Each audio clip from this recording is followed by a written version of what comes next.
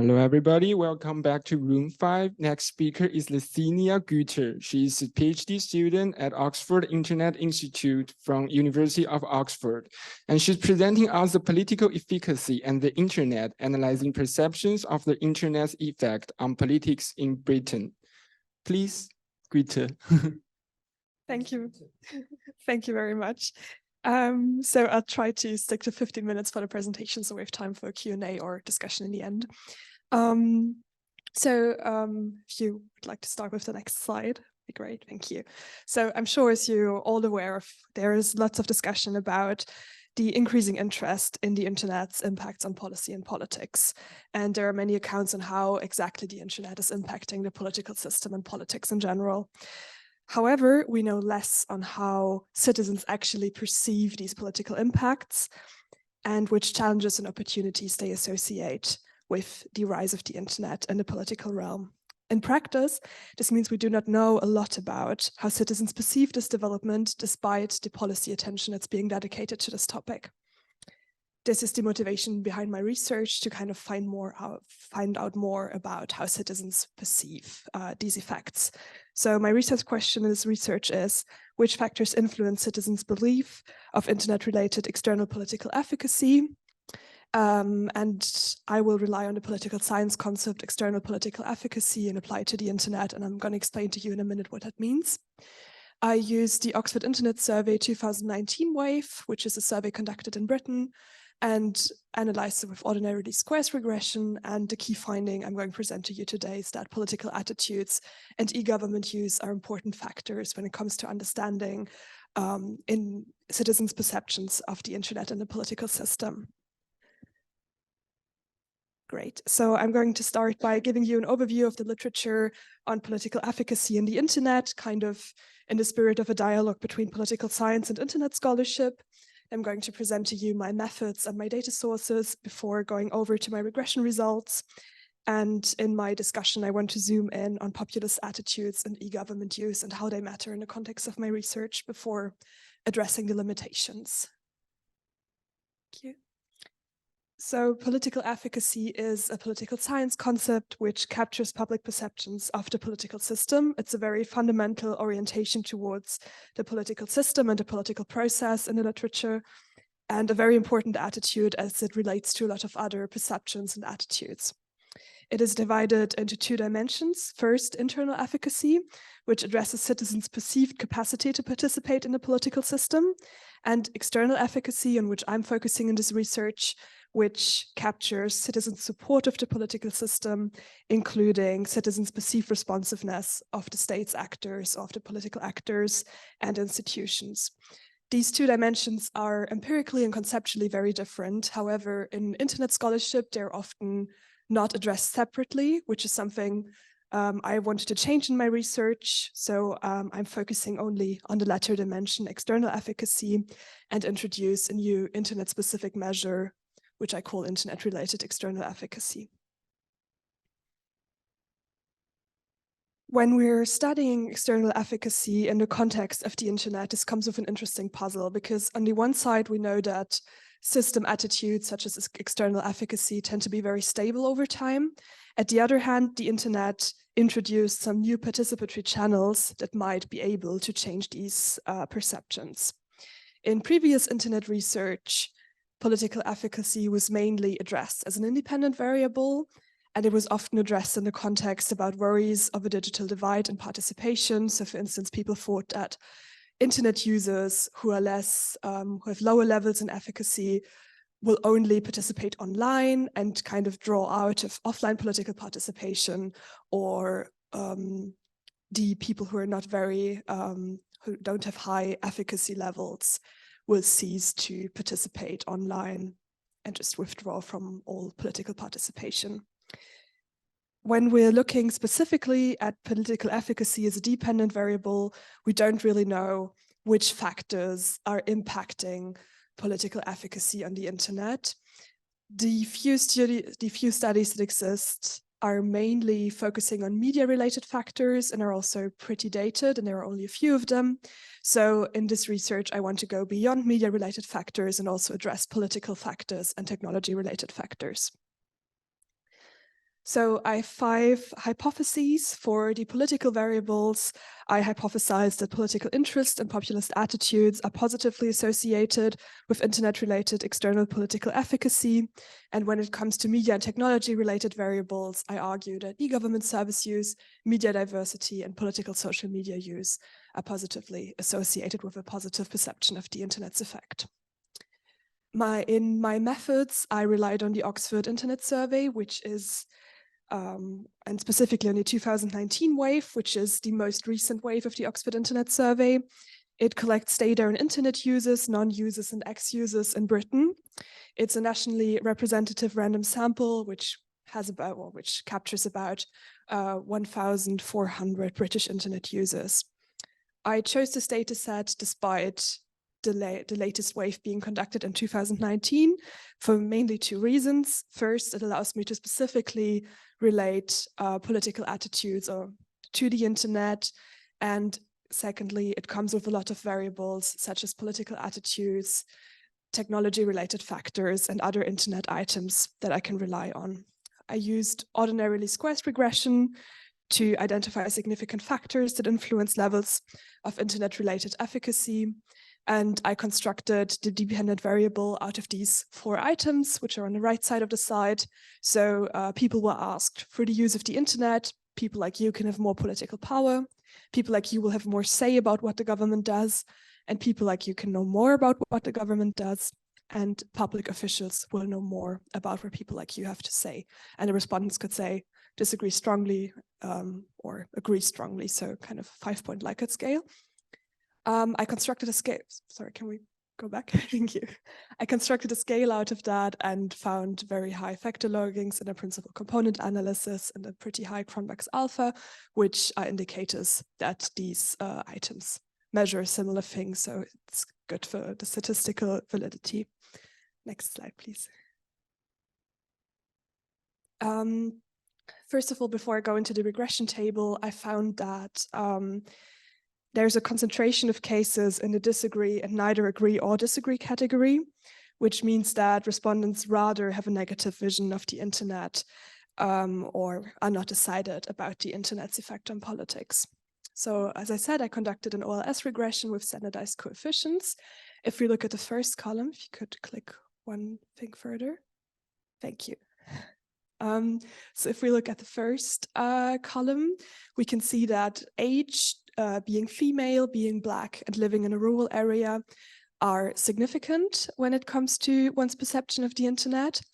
In the second column, I introduced all the political factors, and we can see that political interest, internal efficacy, and populist attitudes are also significantly related. However, being Black and being female cease to be significant after adding the political variables. And the explanatory power of this model is quite good already because I'm able to explain about 18% of the variance in my dependent variable with that. In the third column, I added media and technology factors. If you could click one more, thank you.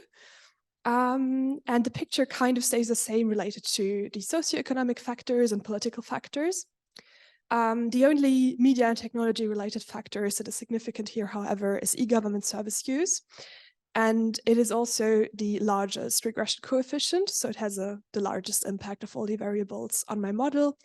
And I find that I can explain about 24% of the variance in my dependent variable, which is compared to other models in the literature quite good. Next slide, please. So to come back to my hypotheses very quickly, I find that political interest, populist attitudes, and e-government service use are all positively associated with internet-related external political efficacy. However, I cannot confirm my hypotheses on media diversity and political social media use as they were all non-significant. So next slide, please. So what do these results mean? I kind of especially want to zoom in on populist attitudes and e-government service use, as I think these have important implications.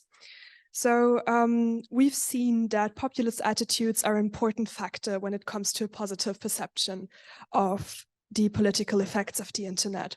This is a bit counterintuitive if we just look at traditional measures of external efficacy, because from political science literature, we know that people who have populist attitudes tend to have lower levels of external efficacy, so they perceive the political system more negatively. However, in my research, where I added the internet into the equation, people with populist attitudes then have a more positive perception of the political system. So this leads me to assume that online dynamics seem to matter in this context. And I think this could be related to the heavy use of the internet by populist parties. And it might also be explained by positive experiences populist internet users can make online, because they can interact with their mutuals and fulfill their information needs by, maybe on social media sites. And in addition to these positive experiences, they might not problematize other things on the internet that people without populist attitudes might find problematic. However, we need more research into the interplay of populist parties and formation of political attitudes online. Sorry, can we go back again? Great, thank you. When we're looking at e-government services, this was actually the first study that kind of links e-government use to the perception of the political system in this way. And previous research came, however, to mixed conclusions looking at e-government service use and variables such as political trust or trust in government. And even though my e-government use variable captures fairly basic activities of e-government services, these findings suggests that using online government services can improve perceptions of the political system in a digital realm.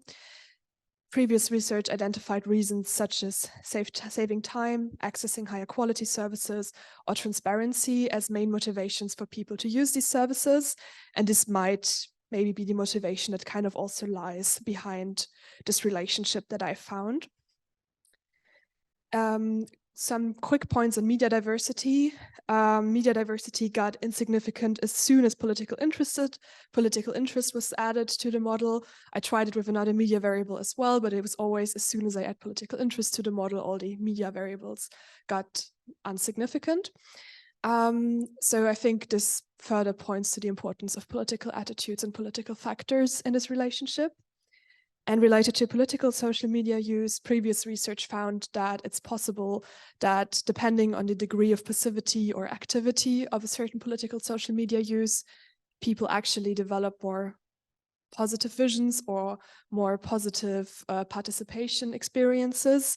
However, the absence to an effect might be linked to the passivity of the political actions that my variable captures. So to make some overall points, I think this research suggests that political attitudes and e-government matter and points towards the importance of political factors, even when it comes to the internet and related attitudes.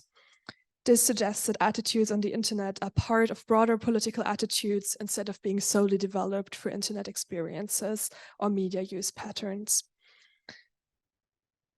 There is also evidence that the positive perception of the political system and internet is not driven by socioeconomic factors, which counters kind of the fear of a digital political divide that many authors developed a few years ago, as I found that only age and living in a rural area are significant. However, there's also not really evidence for the internet as a tool of political empowerment. And I would argue maybe the perhaps more worrying finding is the positive impact of populist visions on the internet's political effect. Of course, there are also some limitations of this research, so I'm not able to draw causal conclusions from my regression technique, and also the direction of the effect is unclear. So it could also be possible that instead of people developing more positive visions of the internet because they use government services, it could also be that people who have positive visions of the internet use government services, so kind of the other way around. I also can't say whether there are similar trends for non-users because I only looked at internet users. And as I said, the data from being from 2019, the age and context of the data here might be, might not allow conclusions to other places or other times in British politics, as this was quite a particular moment in British politics. I would say that it would also be nice, or would have been nice, to have a better variable for political position or ideological alignment, to kind of see how political, the identification with certain political ideologies or political parties plays into this relationship, and might have been able to enrich this analysis. To conclude, this was the first study to specifically study internet-related external efficacy, and I found political interest, populist attitudes, and e-government service use as important factors for citizens' perceptions of the internet's effect on the political system. And I think in practice, there are interesting implications for policy. First, the significance of e-government use entails the opportunity for policymakers to increase the positive perception of the internet's effect on the political system through more widespread adoption of accessible online government services while taking rural areas into account. And I think when it comes to fostering trust in the political effects of the internet for all citizens, independent of, or there should be some ways to foster trust independent of populist dynamics and attitudes. Policymakers should, however, be aware of the fact that large numbers of the British population don't have a positive opinion on the internet's effect on politics and do not perceive the internet as a way to increase their political power or the government's responsiveness. So I think efforts to increase the political system's responsiveness or people's vision of it should not solely focus on the digital realm. Thank you very much for your attention, and looking forward to some questions and discussion. Yeah, thanks a lot. Super interesting. I'm obviously from the policy advocacy perspective. If you were you would advocate, you would give advice to government. How would the government, in your opinion, have to act in order to increase the perception on the internet, and like how to make it better? Because I mean, a lot of the problem, I don't have the papers here, but like there are studies, for instance, that suggest that, you know, the popularity of the EU, for instance, is extremely low because their PR and their internet presence is just bad compared to like populist actors that are super active and manage to gather the masses. Like, what would your advice be? I know maybe it goes a little bit outside of the realm, but just yeah, thanks. It's a very interesting question. I think it has lots of different elements to it. So I think one thing that governments should do is provide more data on exactly like this kind of citizen perception field, because when it really comes like to kind of core political attitudes in a lot of governments, there's not really a lot of research that compares kind of offline attitudes to these online attitudes. I think this would be important to kind of get a better overview of where this dynamic stems from. Does it stem, for instance, from generally like negative attitudes on government, or is it specifically a negative attitude towards government and the political system introduced by the internet? I think that's a very important distinction. So kind of to put it very simply, do people just don't like the government, or do people like the government but don't like how kind of government interferes with the internet? So I think that's a very important question to address. And I think it's also important to kind of maybe create new pathways for politics on the internet outside of these like all the dynamics and all the problematic dynamics we're addressing, like populism, online disinformation, and so on, because I feel like these have become quite heavy buzzwords. So maybe a lot of the citizens are kind of aware of that, and kind of creates kind of a spiral where they don't want to engage with the internet politically anymore. I think, yeah, would be nice to identify some key factors in that. Is there any question? Okay, thank you, Ms. Güter. And the room 5 will take a break. Next discussion panel will take place at 2:10 in this afternoon. Thank you for coming.